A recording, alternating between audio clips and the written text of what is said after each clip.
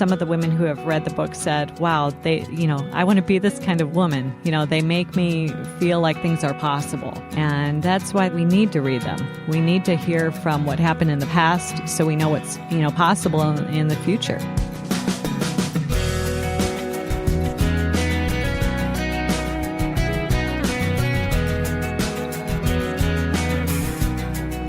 Welcome to this week's edition of First Person. I'm Wayne Shepherd. Today we'll go back in time to hear the stories of several women who have become heroes of the faith. Author Jamie Janosz will tell us their stories.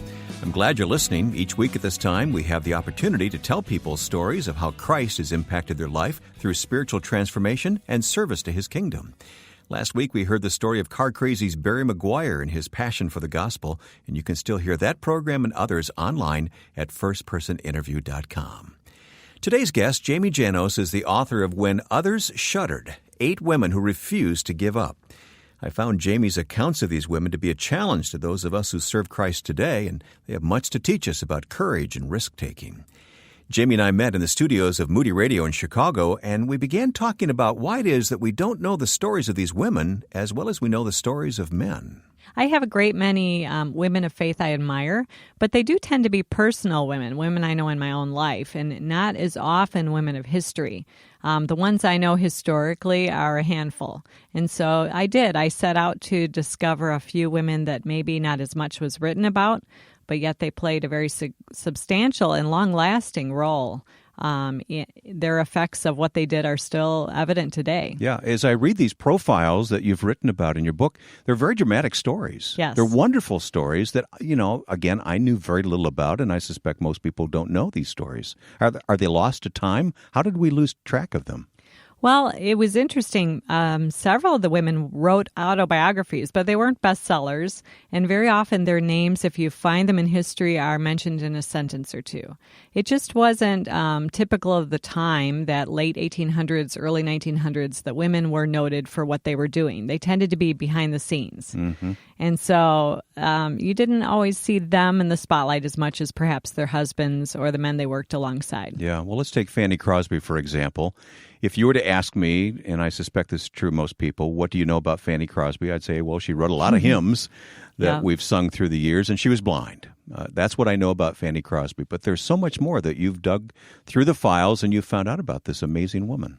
She is amazing, and she also wrote about herself. All I knew about her was really exactly what you said, that she played hymns. My dad was a piano player at our church, and I sang her hymns from when I was a very young girl. She wrote hundreds and hundreds of hymns, so many that she had to take a pseudonym, many pseudonyms, because they were afraid people would get tired of seeing her name. I didn't know that. Yeah. But she was blind from infancy. It was the result of a mistake a doctor made in trying to treat an infection. But she had this really positive spirit and faith in God and belief that she could do much more than what people thought. So she went on to pursue education. She left for New York at a young age in this kind of experimental school for blind children, and really kind of grew up there. Yeah, which probably wasn't even ordinary in her time. No. For that to happen for a woman. Right. To receive that kind of education. Is that correct? Yeah, women getting education at all was brand new, and certainly schools like this for the blind were brand new. And her mom had to send her away to the big city, as a young girl and a blind girl. I was asking someone, they didn't even use canes at that time. Blind people were totally dependent on holding on to someone to get around. So she had no freedom at all in that regard. Where did you go to find these stories about people like Fanny Crosby? Well, I dig. One thing would lead to another. And like I said, I was blessed that many of them did write autobiographies. And so I was able to look at those. And now with the internet, you can actually go on and read some of these and see the original manuscripts, which is exciting, to hear their own words. Well, I won't ask you more about Fanny Crosby because it's in the book, and I want listeners to get the book and to read these stories for themselves. But who are some of the other women? Now, how many do you tell their stories in this book? I have 8 women, and they were all kind of framed around that turn-of-the-century time period. And why that time period?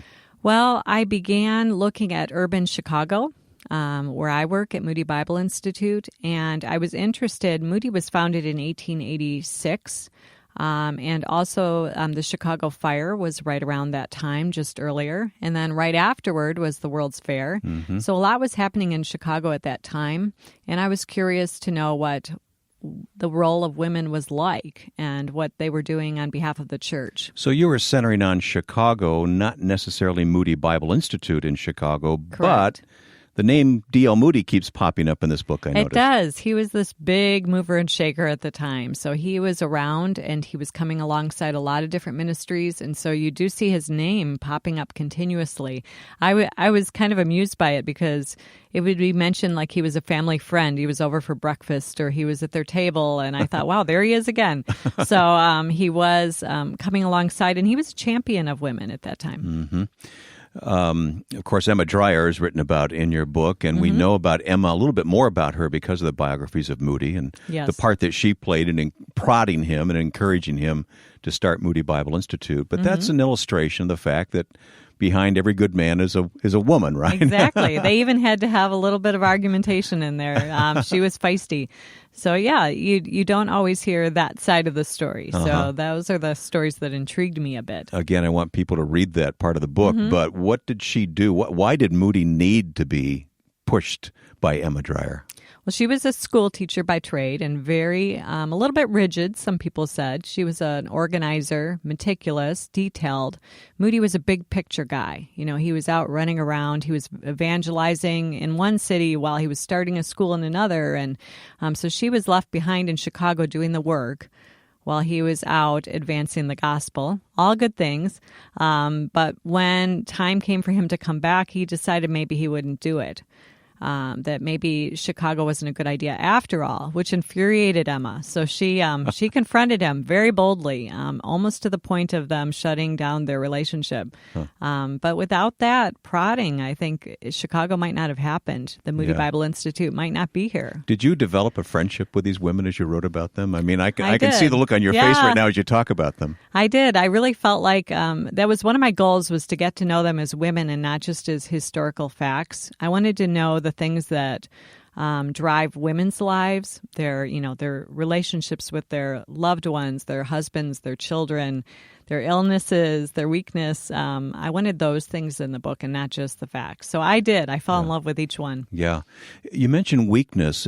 I noticed that's another thread that runs through many of these stories, not necessarily all of them, but some of them overcame great weakness and ill health to accomplish great things. How do you account for that?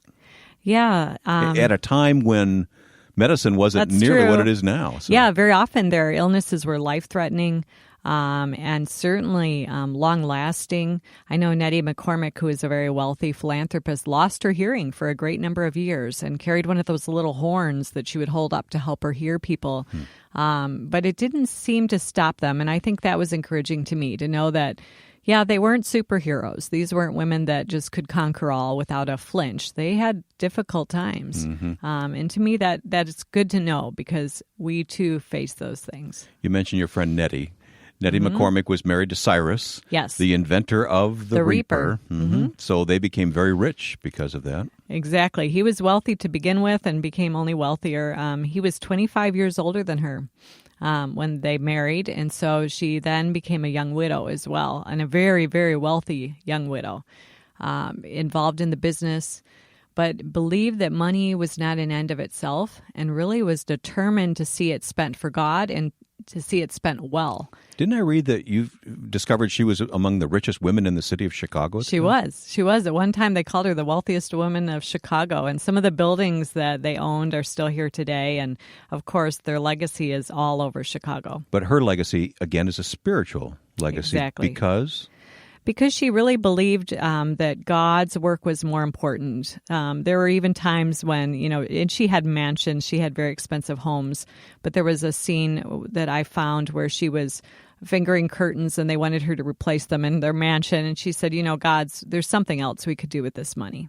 She constantly felt like money is power, yes, but it's also in God's hands. And so she left an imprint of faith internationally from that money. That's the other thing about these profiles you've written about is you've got Nettie McCormick, who was so rich, and you've got others they had practically nothing. Exactly. And yet they're still notable and remembered for what they accomplished for God. Right. I was looking at women of great diversity. So I had women who were very, very wealthy, very, very poor. I had women that were happy in love and women who were not so lucky in love, childless, mothers. Who was single in this group? Yeah, Emma Dreyer was single. She never married. Most of them were married. I believe Evangeline Booth was also single and very committed to being single. She was the daughter of the founders of the Salvation Army. Decided at a young age, even though she had multiple proposals with her father, that she was better off single because she could do more work. And that just spoke of Evangeline. She was very dramatic, very determined. How so? What did you find about her? She would go and act out plays as a young girl, and one time she wanted to reach the poor children in London and growing up, and so she set up a doll hospital where she would have little children bring their dolls to be fixed, and she would preach to them while they were there. So she felt like she could use all these dramatic ways and very kind of loud, crazy ways sometimes to bring people to God. Mm-hmm. What struck you as the thing that ties all these women together? Well, my title is, When Others Shuddered, 8 Women Who Refused to Give Up. And that was really the pervasive link at the beginning. These were women who went into difficult situations very often, but they refused to let that stop them and stop God's leading in their life. So all the way through, I saw that where they could have stopped. They could have just said, that's enough. I've done enough. But they didn't. And so they kept following. More stories of women who refuse to give up as we talk with Jamie Janosz today on First Person. Next time, you'll meet a man who is in the fight to rescue young women from human trafficking through what is known as Stella's House. I remember talking out loud to God one day, and I said, God, I promise you this. As long as you give me strength, I will make the devil sorry he ever laid a finger on Stella. And my dream, I want to build Stella's houses all over the world. Philip Cameron of Stella's House tells Stella's story and more next time on First Person.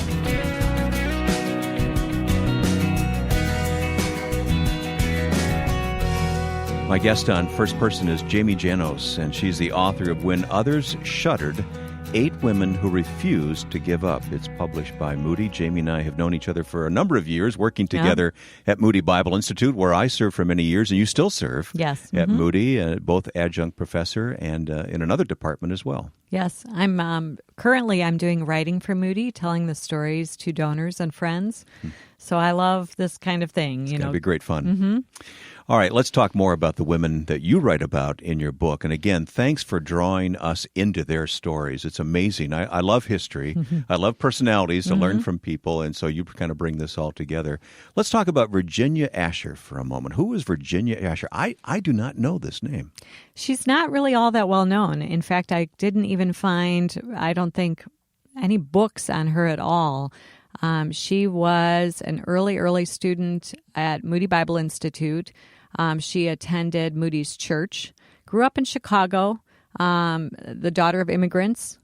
And again, this is late 1800s? Late 1800s, okay. Right. And found the Lord and really, really wanted to serve him as a young girl. So she was involved in evangelistic outreaches, even at the World's Fair.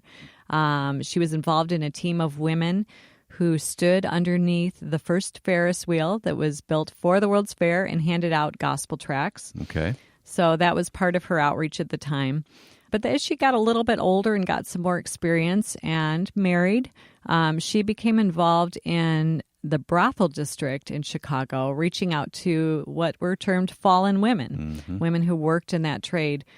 Chicago was notorious for this at the time. The World's Fair had brought all kinds of people into Chicago. The population was growing like crazy. Read The Devil in the White City, exactly, and you'll know what we're talking about. How concurrent with the World's Fair was this serial killer who was preying on women like that. Exactly. They would arrive with their suitcases looking for work, looking for opportunity, and often were met by people, the wrong types of people. The other book, Sin in the Second City, talks about the brothel district and about the church on the other side that was trying to stop human trafficking that was happening. We think of that as a new issue. I know you say human trafficking. We think of our day now, and we're talking here about the late 1800s. Exactly. This is amazing. And it was a huge issue. And these women, in today's technology, women are able to, have cell phones to call home or email. There was no way women could contact. So once they'd left home, they disappeared. Yeah, they disappeared off the face of the earth. But Virginia, an interesting thing, she's this kind of quiet, Bible-dedicated Christian worker, and yet I see her mentioned as a friend to the brothel owners. So she was called in often to pray with the women and to minister to them and to just be there for them. And she was known for her kind heart and the way she loved them. And that was rare because, many women would not have gone into those areas of town at all. Right. Yeah, and I think of recent graduates of Moody Bible Institute and other schools that move into the inner cities and do much the same thing today. And this has got to be their predecessor, their hero. It is. Even though we don't know her name. I know. And then she started, out of that ministry, she started something to shop girls, which were factory girls at the time, industrial workers. And so she would offer lunches and Bible studies in the cities. Many of them were too poor to bring lunches, so they would come for a simple sandwich and Bible studies. And those grew into what was called business councils. And she started Virginia Asher's business women's councils that grew up all over the United States. That's so they amazing. spread, from one city to the next. And by the time she died, there were thousands of these councils where women were meeting for Bible study. We're so clever today. Yeah. And here all these things were being done. I know. That was one thing that astounded me. I thought, wow, they were doing a lot of this brave work then, you know, when I didn't picture women doing that type of thing. Yeah. All right, we have time to talk about one more woman that you write about in your book, and it's one of my favorite, Mary McLeod Bethune. She figures very prominently whenever you go to Washington, D.C. Her name is prominent there in the historical markers. And tell me who she is, or was.